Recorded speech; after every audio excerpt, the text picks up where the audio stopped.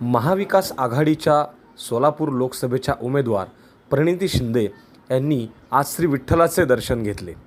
नामदेव पायरी येथून प्रचाराचा नारळ देखील फोडून शुभारंभ केला। पंढरपूरसह जिल्ह्यातील 7 तीर्थक्षेत्राच्या ठिकाणी रामनवमीच्या मुहूर्तावर त्यांच्या प्रचाराचा नारळ फोडला जाणार।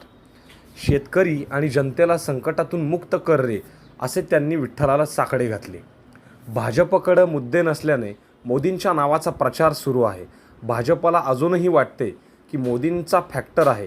किती दिवस मोदींच्या नावावरती जनतेला फसवणार आहात। भाजपाबद्दल जनतेतून रोष दिसून येत असल्याचा आरोपही प्रणिती शिंदे यांनी यावेळी केला। अकलूजकर, सोलापूरकर आणि बारामतीकर एकत्र आल्यावर नक्कीच विकास दिसून येतो। भाजपाने गेल्या 20 वर्षात सोलापूरचा कसलाच विकास केला नाही।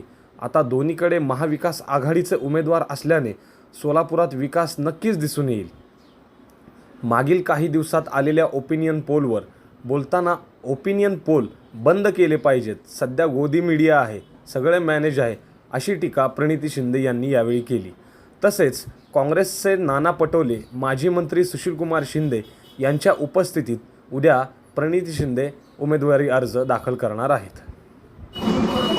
आज आम्ही नारळ फोडला या ठिकाणी विठ्ठलाच्या चरणी आपण प्रचाराचा शुभारंभ केला आणि आज 7 ठिकाणी रामनवमी निमित्त आपण हे करत आहोत आणि त्याच पद्धती त्या परंपरेला आपण पुढे नेत आहोत। विठ्ठलाच्या चरणी प्रार्थना केली की महाराष्ट्रातल्या शेतकऱ्याचे जे संकट आहे ते लवकरात लवकर दूर कर आणि या महाराष्ट्राला संकटापासून मुक्त कर, अशी प्रार्थना मी विठ्ठलाच्या चरणी केली। आणि त्याचसोबत मी नेहमी जेव्हा विठ्ठलाकडे येते तेव्हा माझ्या मनात कृतज्ञतेची भावना असते आणि भरून येतं मन जेव्हा विठ्ठलाचं दर्शन मिळतं आणि त्याच पद्धतीत आज देखील मन आमचं भरून आलं।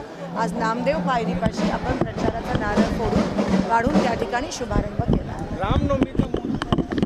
रामनवमी चांगला दिवस असतो म्हणून तो अर्ज ठेवला का पायावर, माझा प्रश्न राहिला। आपण दरवेळेस अर्ज कारण का आज मुखदर्शन होत आहे म्हणून अर्ज तो ठेवलाच जातो, तो प्रत्येक वेळेस तशीच प्रथा आहे। उद्या तो ठेवला जाईल वेगवेगळ्या ठिकाणी, आम्ही 7 ठिकाणी ठेवणं शक्य नाही। आज प्रचाराचा नारळचा शुभारंभ इथे झाला। विकास केला नाही असं काय आरोप फडणवीस साहेबांनी केला। सोलापूर जिल्ह्यात 25 वर्ष त्यांचेच खासदार होते। फडणवीस म्हणाले की ही निवडणूक सातपुतेंची नाही, शिंदेची नाही, तर त्यांच्याकडे आता दुसरं काहीच राहिलं नाही बोला। नरेंद्र मोदी आणि राहुल गांधीचे असं का म्हटलं ते कारण का बघा मुद्द्याचं बघितलं तर सोलापुरात त्यांनी काही काम केलं नाही।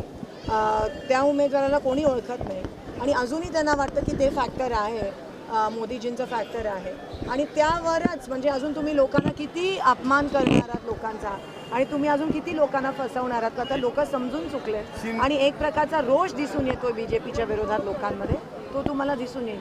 शरद पवार, मोहिते पाटील आणि सुशीलकुमार शिंदे बऱ्याच वर्षांपूर्वी एकत्र आले, काय फरक जाणवणार आहे? नक्कीच तुम्ही बघताय दोन्हीकडे कार्यकर्त्यांमध्ये अमाप उत्साह आहे आणि मला असं वाटतं अकलूजकर आणि सोलापूरकर जेव्हा एकत्र येतात तेव्हा विकास नक्कीच होतो आणि आपल्या सोलापुरात मागच्या 20 वर्ष भाजपमुळे काहीच झालं नाही आहे। ते आता जर महाविकास आघाडीचे दोन्हीकडे उमेदवार आले तर नक्कीच विकास तुम्हाला दिसतो। उद्या कुणाच्या उपस्थितीत अर्ज भरला?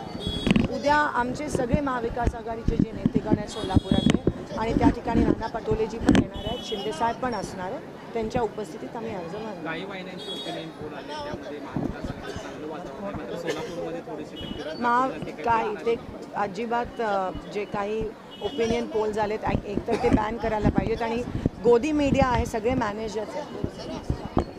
थँक्यू।